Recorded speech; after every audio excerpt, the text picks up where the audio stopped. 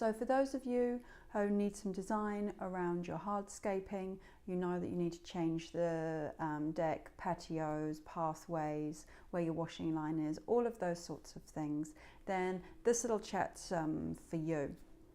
So what you've got at the moment is obviously a scale plan of your section, the boundary fences, etc. And what you need to do is create what the new layout is going to be like. I've obviously written some details on the web page, sort of just little guiders around widths of pathways, being really aware of how large you need your patio area or deck to be.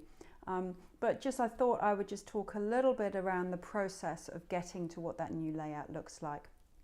In your pack I sent you a couple of sheets of tracing paper. What I tend to do is lay a sheet of that tracing paper over the top of my plan, and then with a soft pencil just start to, in a very sketched form, place lines and spaces, you know, where the lawn's going to be, how big it's going to be, and where the garden beds are going to go, where the pathways are going to lead, just so that you start to get the new layout sitting on top of the existing one. You'll have figured out whether or not you're sort of a round shaped person or a straight and more rectangular type of person. So and cost wise it is always cheaper to create spaces with straight lines, just because you can run obviously long stretches of timber edging to create those spaces.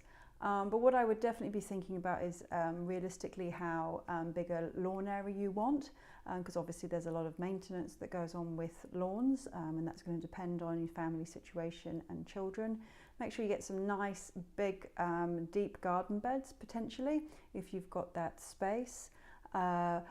Often a large sealed area like a patio or a deck is always going to be used, and I always think that even if it's a little bit too big, you can always put pots and planters with herbs, citrus trees, all of those sorts of things on them. So definitely trying to sort of reduce the lawn area to the sealed area is a way to go.